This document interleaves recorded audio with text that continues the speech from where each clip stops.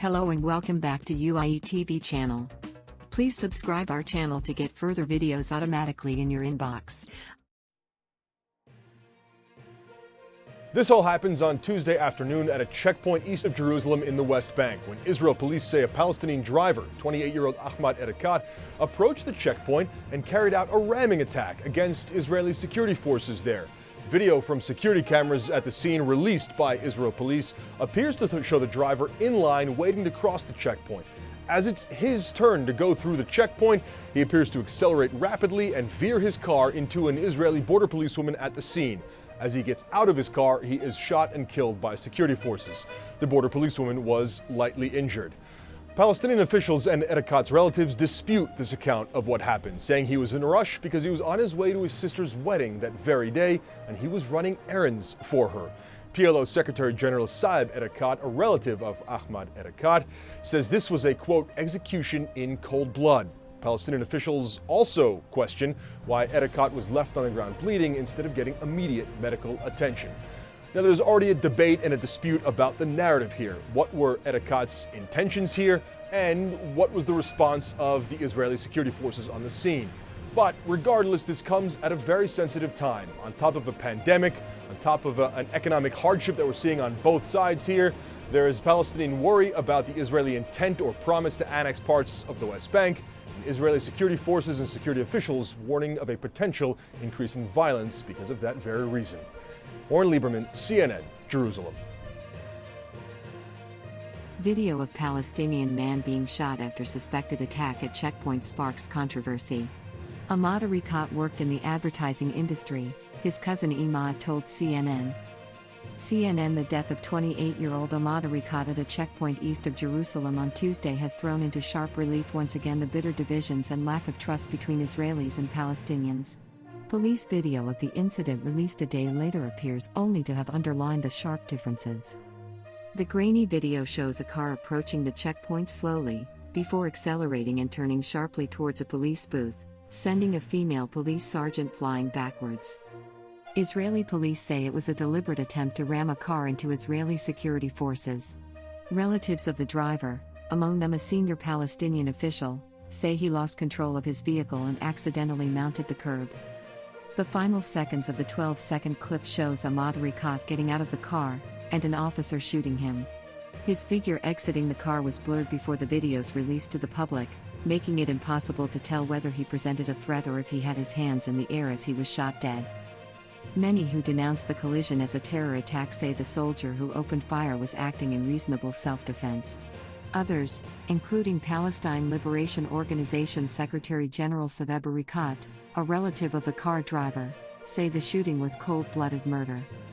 Israeli security forces cover the body of Palestinian Ahmad Erekat, who was shot dead at a checkpoint near Abu Dis in the West Bank. Ahmad Erekat worked in the advertising industry, his cousin Imad told CNN, and was due to get married in a month's time. On Tuesday, the day in question, his sister was getting married and he had errands to run in preparation for the celebration, Imad said. His errands would take him from his home in Abu Dis, which sits in the West Bank immediately to the east of Jerusalem, to nearby Bethlehem. Relatives say he was pressed for time. Ahmad left in a hurry to continue last-minute preparations for the wedding. It is what any brother would do for his sister when it is her wedding, Imad said. He was in a rush, and what seems to have happened when he arrived at the container checkpoint is that the car slid and slipped and Israeli forces opened fire on him and killed him. Another cousin, Ahmad Erekat, an assistant professor at Rutgers University in the United States, said those who watched the video and called it a terror attack were being biased. "This is hardly evidence of an attack," she wrote on Facebook. "Palestinians are so securitized as a threat that we can't make human mistakes, like lose momentary control of our car, press the accelerator in a moment of haste, get in a car accident." Israeli police said the incident was terrorism. Yesterday at 16:00 an attack took place and the terrorist was shot and killed. In the footage, the terrorist drives his vehicle towards the security crossing, slowly, and then drove in the direction towards the female border guard at an angle, and the female officer was injured lightly and taken to hospital, read a statement accompanying the public release of the video. Shani or Hama Kadosh, The border police sergeant hit by the car was released from hospital where she was treated for light injuries. A car pulled up and I pointed at it to stop. The car began slowing down. The moment I saw it starting to slow down, I moved in its direction. I took a step. The driver saw that I had made the step. He looked me in the eyes, turned the wheel, ran me over, and I was thrown in the opposite direction, she told Israeli television. In the beginning I never understood why he was looking at me. Only when I flew through the air did I understand it was an attempt at an attack.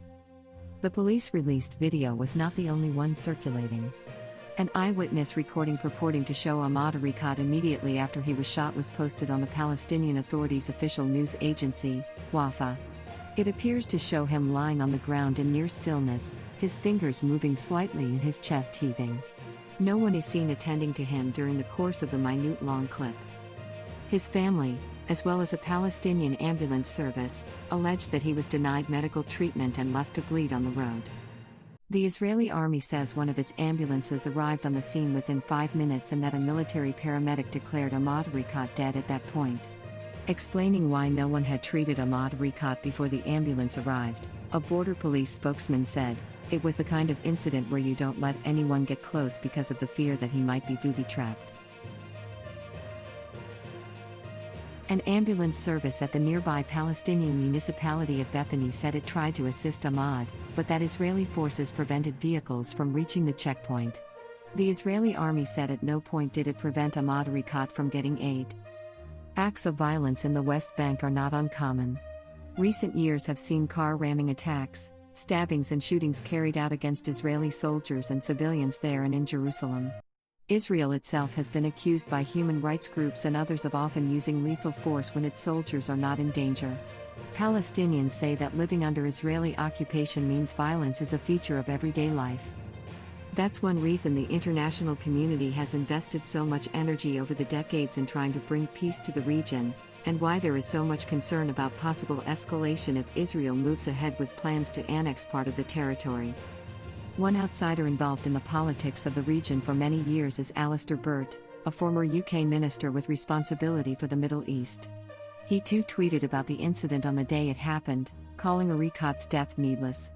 After the video came out, he revisited his comments in a thoughtful thread, which he made clear would be unlikely to find favor with those who only see one-sided answers to everything. The trajectory of the car is obvious. If it was an attempt to kill, similar to recent car ramming, then it is wrong. We do not know, and never will, he wrote on Twitter.